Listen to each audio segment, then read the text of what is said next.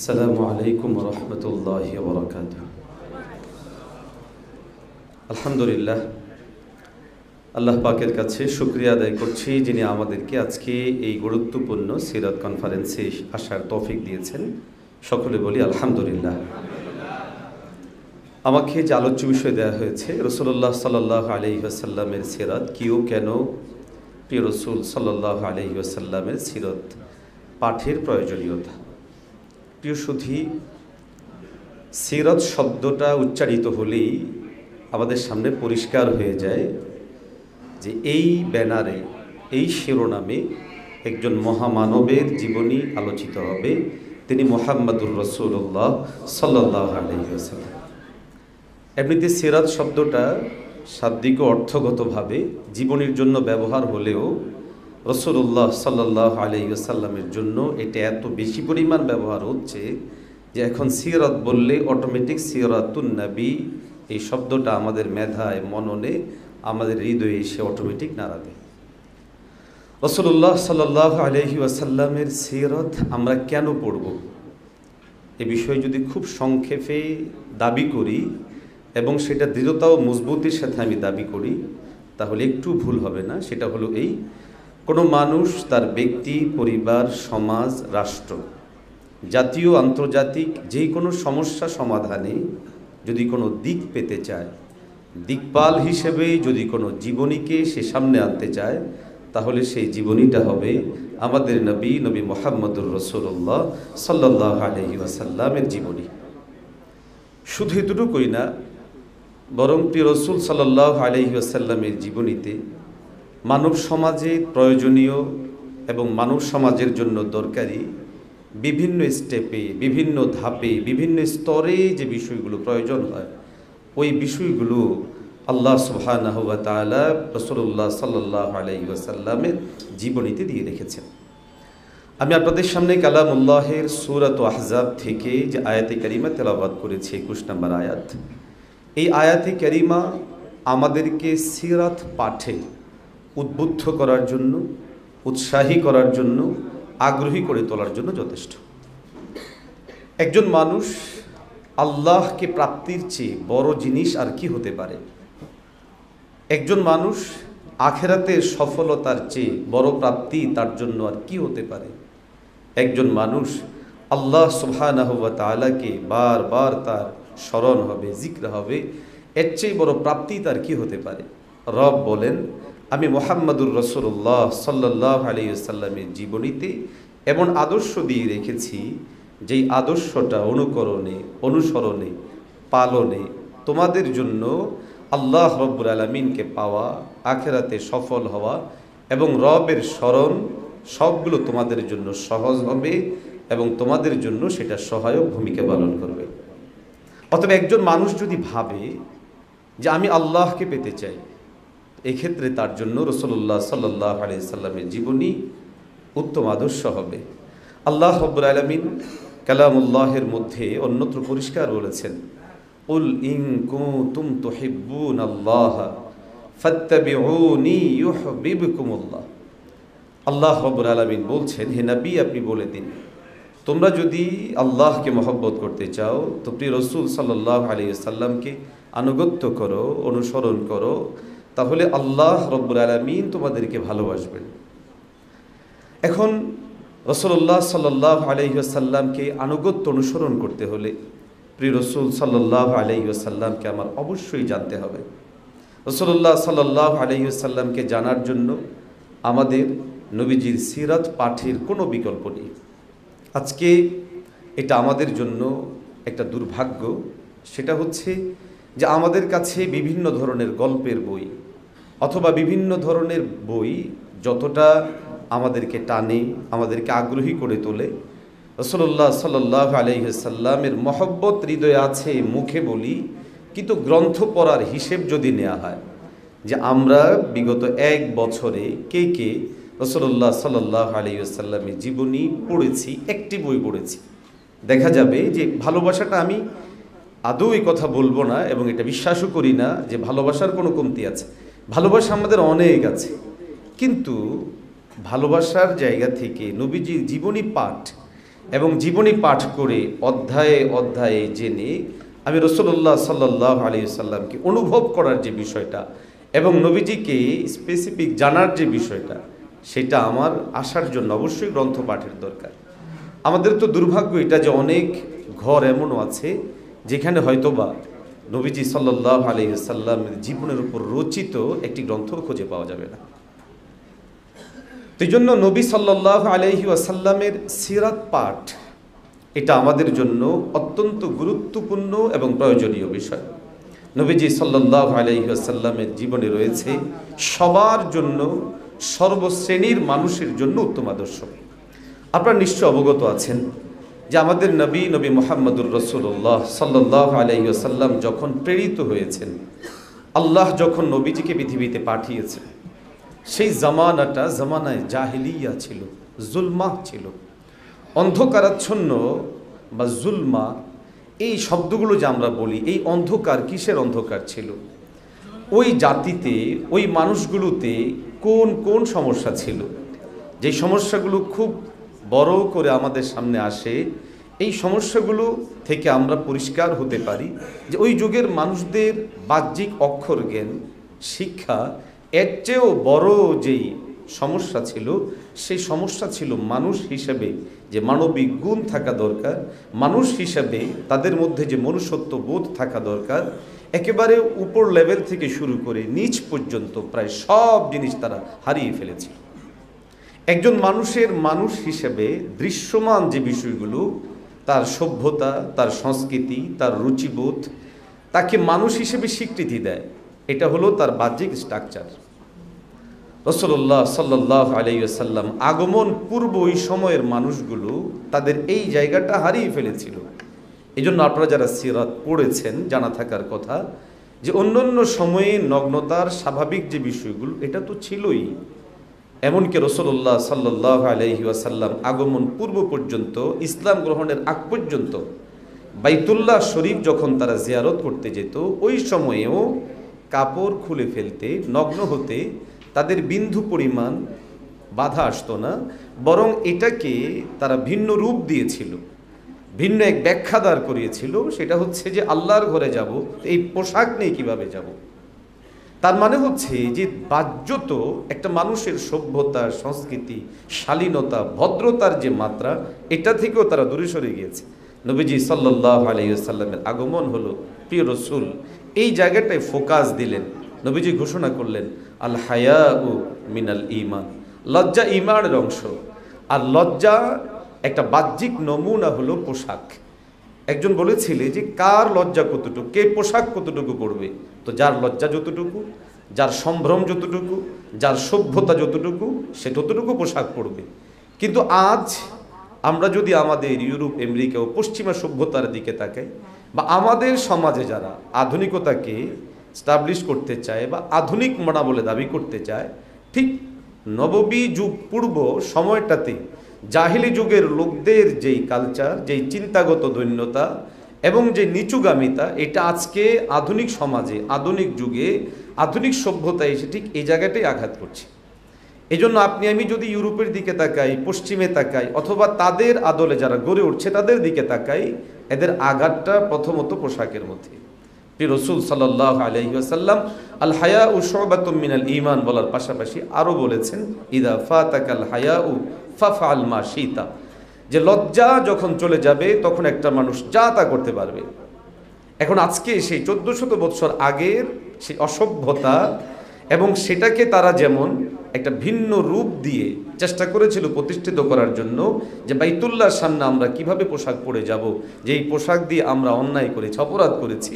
আজকের দিনেও পশ্চিমা সভ্যতা তাদের জীবন আচারকে সামনে এনে তাদের যেই জীবনের বিভিন্ন ধাপ, সেগুলো আমাদের মধ্যে অনুপ্রবেশ ঘটিয়ে এই কাজটাই করার চেষ্টা করছে, সেটা হলো পোশাককে দূরে সরিয়ে দেওয়া।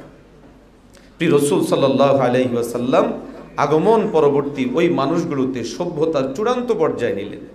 আমি যদি দিন ধর্মীয় আলোচনার বাহিরে যেও একেবারে স্বাভাবিকভাবেও বলি কাউকে অনুধাবন করার জন্য, যে একজন মানুষ রুচিশীল, একজন মানুষ রুচিবান, একজন মানুষ সভ্য, শালীন, ভদ্র, এই জিনিসটা বোঝার জন্য তার পোশাক কতটা এই জায়গায় ভূমিকা পালন করে, আমি আশা করি যেই কেউ এটা বলবে যে হ্যাঁ এটা ভূমিকা অবশ্যই পালন করে।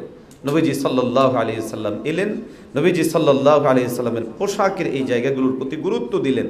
আর এই পোশাকটা বাহ্যিক পোশাক যেমন, পাশাপাশি প্রিয় রাসূল সাল্লাল্লাহু আলাইহি ওয়াসাল্লাম আমাদের হৃদয়ে আরও একটা পোশাক পরিধান করানোর চেষ্টা করলেন, আমাদের চোখে আরেকটা পোশাক একেবারে নবীজি সাল্লাল্লাহু আলাইহি সাল্লাম প্র্যাকটিক্যালিভাবে দান করার চেষ্টা করলেন, সেটা হলো তাকওয়ার পোশাক, যেটা কালামুল্লাহের মধ্যেও আল্লাহ রাব্বুল আলামিন পরিষ্কার করে বলেছেন ওয়া লিবাসুত তাকওয়া, তাকওয়ার পোশাককে। বাহ্যিক পোশাকের প্রভাব আভ্যন্তরীণ পোশাকের মধ্যে গিয়ে পড়ে এবং সেখান থেকে তাকওয়া তৈরি হয়। প্রিয় সুধী, আজকে বিশ্বময় বড় ধরনের যদি কোনো পেরেশানি আমরা দেখি তাহলে দেখব যে মানুষের মধ্যে বড় একটা পেরেশানি হচ্ছে যে মানুষ কোন কাজ কিভাবে করবে এই সিদ্ধান্তহীনতায় ভোগা। আমি ব্যক্তি গঠন কিভাবে করব, আমার পরিবার গঠন কিভাবে করব, আমি আমার সমাজ কিভাবে চালাবো, আমি আমার রাষ্ট্র কিভাবে চালাবো। প্রিয় রাসূল সাল্লাল্লাহু আলাইহি সাল্লামের সিরতে সেই ব্যক্তি গঠনের ব্যাপারে গুরুত্ব দেওয়া হয়েছে। প্রিয় রাসূল সাল্লাল্লাহু আলাইহি সাল্লাম নিজে সমাজ গঠন করেছেন। আমাদের মধ্যে যখন উঠতি বয়সী তরুণেরা এই সময়টাতে বিভিন্ন অপসংস্কৃতি, অপতৎপরতা, অসভ্যতার বড় একটা আক্রমণের জায়গা হলো আমাদের উঠতি বয়সী তরুণেরা। আমাদের প্রিয় রাসূল সাল্লাল্লাহু আলাইহি ওয়াসাল্লাম উঠতি বয়সী সময়টা থেকেই সমাজ বিনির্মাণে, সমাজ গড়ে তোলায় এবং সবাইকে নিয়ে কাজ করার সুদূর প্রসারী লক্ষ্য নিয়ে আমরা সবাই জানি নবীজি একটা সংগঠন করেছিলেন। সেই সংগঠনের নাম ছিল হেল্পফুল ফুজুল সংগঠন। নবীজি সাল্লাল্লাহু আলাইহি ওয়াসাল্লামের সেই তৎপরতা আমাদের তরুণদের জন্য, আমাদের যুবকদের জন্য, আমাদের উঠতি বয়সী ভাইদের জন্য, যাদেরকে আজকে বিভিন্ন অপতৎপরতা গ্রাস করছে, যাদেরকে বিভিন্ন ধরনের লোকজন সুকৌশলে ছিনিয়ে নেওয়ার চেষ্টা করছে, কিশোর গ্যাং তৈরি করছে, যখন আমাদের তরুণরা তাদের জীবনের সমাধান খুঁজতে চাচ্ছে যে আমি আমার জীবনের সমাধান কোথায় খুঁজবো, তো সেখানে তারা মদ খাওয়া কিংবা আল্লাহ মাফ করেন আমাদেরকে নারীদেরকে নিয়ে বিভিন্ন জায়গার মধ্যে যাওয়া অথবা এই ধরনের জীবনাচারের মধ্যে যুক্ত হওয়াকে যখন আমাদের তরুণেরা, আমাদের যুবকেরা, আমাদের উঠতি বয়সী কিশোরেরা যখন সমাধান হিসেবে মনে করে, তো প্রিয় রাসূল সাল্লাল্লাহু আলাইহি ওয়াসাল্লামের জীবনী পাঠ করলে তারা দেখবে তরুণদের জন্য প্রিয় রাসূল কত চমৎকার সমাধান করেছেন। প্রিয় রাসূল তরুণদের জন্য তরুণ অবস্থাতেই সমাজ নিয়ে ভাবার, মানুষজনকে নিয়ে ভাবার, নিজেকে গড়ার ব্যাপারে নবীজি কতটা গুরুত্ব আরোপ করেছেন। আজকে আমাদের অনেকের মধ্যে ইসলাম সম্পর্কে বড় ধরনের একটা দুর্বলতা কাজ করে, অর্থাৎ এটা হলো ঘাটতি ও কমতির দিক থেকে যে রাষ্ট্র ব্যবস্থা ইসলামের কেমন হবে। প্রিয় ভাই, রাসূলুল্লাহ সাল্লাল্লাহু আলাইহি ওয়াসাল্লামের জীবন আদর্শে শুধুমাত্র বলে গেছেন এটা না, বরং রাসূলুল্লাহ সাল্লাল্লাহু আলাইহি সাল্লাম বলেছেন, পড়েছেন, বলেছেন, করেছেন। কোনো বিষয় যদি নবীজি সাল্লাল্লাহু আলাইহি সাল্লাম নিজে সেটা প্র্যাকটিক্যালি বাস্তবায়ন নাও করেন বা করার সময় সুযোগ নাও হয়, কিন্তু সাহাবায়ে কেরামদের জীবনের মধ্যে এটা পরিচ্ছন্ন আছে যে প্রিয় রাসূল সাল্লাল্লাহু আলাইহি সাল্লামের সাহাবায়ে কেরামগণ সেই বিষয়গুলোকে পরিষ্কার করে দেখিয়ে গেছেন। আজকের দিনে রাষ্ট্র ব্যবস্থা কেমন হবে, রাষ্ট্র ব্যবস্থা কিভাবে চলবে, রাষ্ট্রের অর্থ ব্যবস্থা কিভাবে চলবে।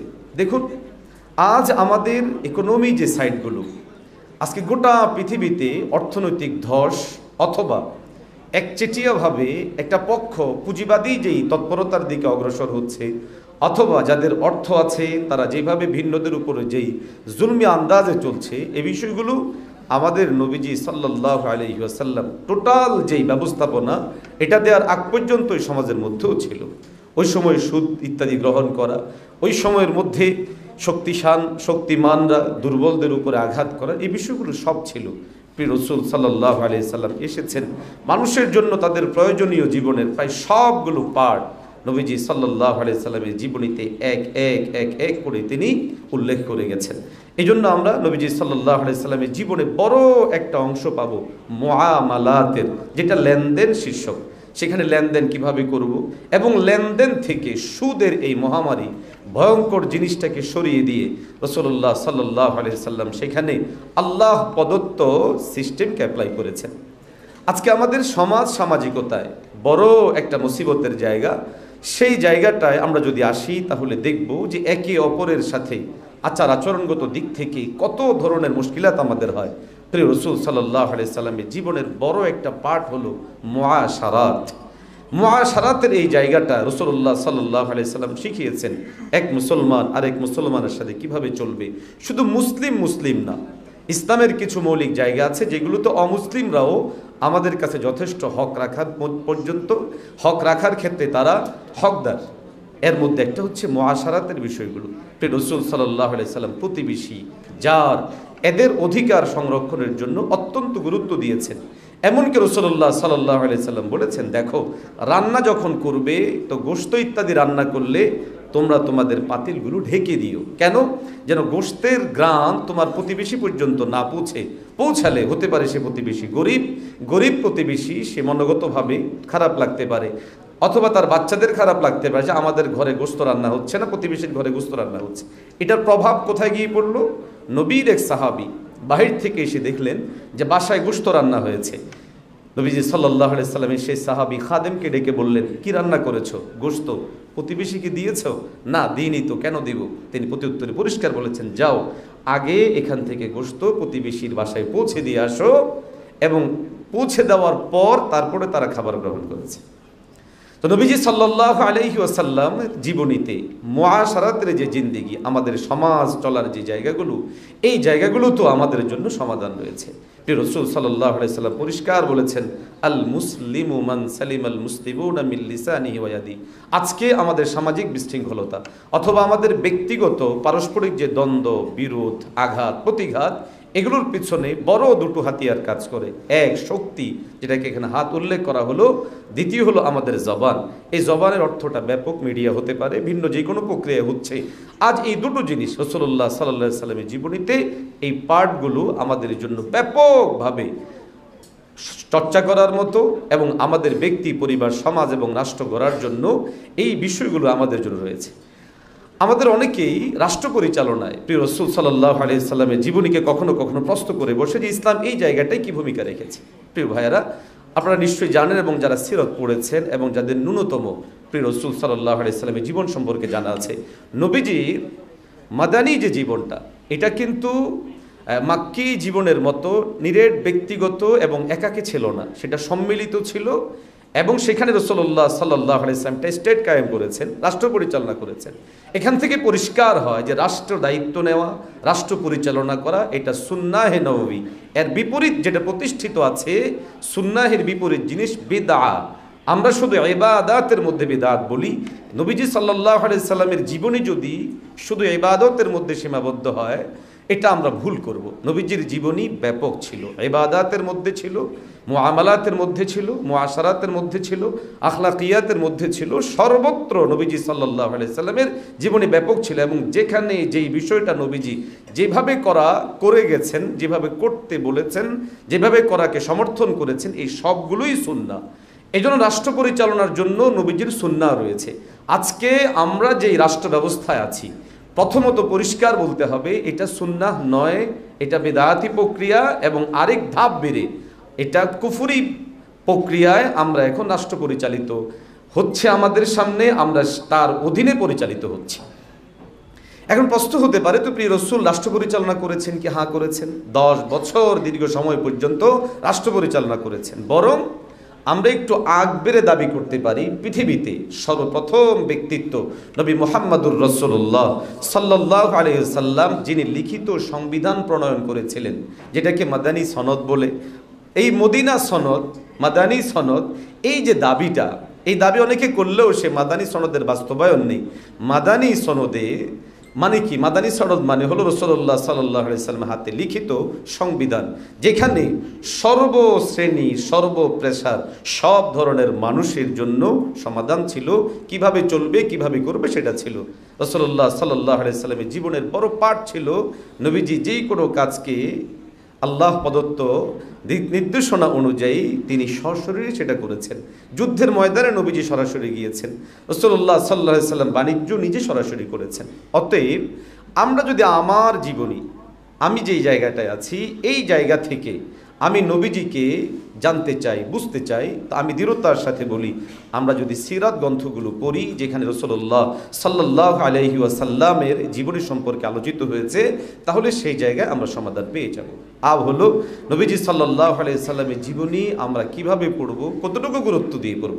প্রিয় ভাই, যাকে যতটুকু ভালোবাসবো তাকে ততটুকু গুরুত্ব দিয়েই আমরা পড়ি, ততটুকু গুরুত্ব দিয়েই আমরা জানি। আমি আমার নবীকে কতটুকু ভালোবাসি, এই ভালোবাসা আমার সামনে পথ খুলে দিবে যে আমি আমার নবীকে কিভাবে পড়ব, কতটুকু পড়ব।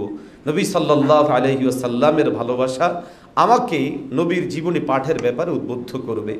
নবীজির ভালোবাসা কতটুকু হবে? নবীজি পরিষ্কার বলেছেন, লা ইউমিনু আহাদুকুম হাত্তা আকুনা হাব্বা ইলাইহি মিন ওয়ালিদিহি ওয়া ওয়ালাদিহি ওয়ান নাসি আজমাইন। নবীজি সাল্লাল্লাহু আলাইহি ওয়াসাল্লামের ভালোবাসা হবে সব থেকে বেশি সন্তান থেকে, জীবন থেকে, স্বজন থেকে, সম্পদ থেকে, সবগুলো জিনিস থেকে বেশি। আপনি রসুল সাল্লাল্লাহু আলাইহি সাল্লামের জীবনী আমি পড়তে গিয়ে আমার উপলব্ধির জায়গাটা ঠিক ওই অ্যাঙ্গেল থেকেই তৈরি হবে যে নবীকে যতটুকু ভালোবাসেন, সে নবীর জীবনে তত হৃদয়তা দিয়ে, তত আন্তরিকতা দিয়ে তিনি তত বেশি পাঠ করবেন। নবী সাল্লাল্লাহু আলাইহি সাল্লামকে পাঠ করার আগ্রহের জায়গা আমি নবীজিকে আনতে চাইলে, ভালোবাসার পাশাপাশি যদি আমি শ্রেষ্ঠ মানুষকে মানুষ জানতে চায়, শ্রেষ্ঠ মানুষ সম্পর্কে মানুষ কিছু জিনিসকে উপলব্ধি করতে চায়, আমাদের নবী মুহাম্মদুর রাসূলুল্লাহ সাল্লাল্লাহু আলাইহি ওয়াসাল্লাম পৃথিবীর শ্রেষ্ঠ এবং সর্বশ্রেষ্ঠ মানুষ। যতগুলো জিনিস যে জায়গা থেকে কেউ মূল্যায়ন করতে চায়, সর্বদিক বিবেচনায় তিনি ছিলেন শ্রেষ্ঠ। তিনি ছিলেন একজন সেনাপতি এবং তিনি ছিলেন সফল সেনাপতি। তিনি ছিলেন একজন রাষ্ট্রনায়ক, তিনি একজন সফল রাষ্ট্রনায়ক। তিনি ছিলেন একজন ব্যক্তিগত জীবনে সর্বোচ্চ পরিমাণ সফলকাম মানুষ। সফলতার চূড়ান্ত শিখরে অবস্থানকারী ব্যক্তি সম্পর্কে মানুষ যেই কারণে পড়তে চায়, যেই কারণে জানতে চায়, যদি ধর্ম চিন্তার বাইরে যেও কেউ এতটুকু জিনিসও চিন্তা করে, এই মানুষটা সফল ছিল তার ব্যক্তি জীবনে, এই মানুষটা সফল ছিল তার পারিবারিক জীবনে, তার আল্লাহ কর্তৃক অনুমোদনের প্রেক্ষিতে এতগুলো স্ত্রী ছিল, কোনো একজন স্ত্রী এই মহান ব্যক্তিত্বের ব্যাপারে কোনো ধরনের অভিযোগ আরোপ করেননি। তিনি একটা সমাজ ব্যবস্থা, যেটাকে জাহিলি সমাজ বলা হতো, এই সমাজটাকে তিনি পরিবর্তন করেছেন। তিনি এমন একটা সমাজের মধ্যে আলো ছড়িয়েছেন যে মানুষগুলো অন্ধকারের চূড়ান্ত নিচু পর্যন্ত পৌঁছেছিল, যেখানে তাদের সন্তানরা তাদের কাছে নিরাপদ ছিল না। অতএব যদি কেউ ইসলাম ধর্ম কিংবা ধর্মীয় চিন্তার বাহিরে যেও নিরেট শুধু ব্যক্তি মুহাম্মদুর রাসূলুল্লাহকে নিয়ে পাঠ করতে চায়, তাহলে তার জন্য এই বিষয়টা বড় পরিষ্কার যে সেইখানে পড়তে বাধ্য, এবং তার জন্য এখানে এক এক এক এক করে আল্লাহ অনেকগুলো দিক নির্দেশনা রয়েছে। আর আমরা যারা নবীকে ভালোবাসি, আমি আগেই বলেছি যে ভালোবাসা একটা মানুষকে জানা, একটা মানুষকে পড়া এবং একটা মানুষকে উপলব্ধি করার জায়গাটা ক্লিয়ার করে যে কীভাবে আমি তাকে করব, কিভাবে কাছে নিব, কিভাবে আপন করব।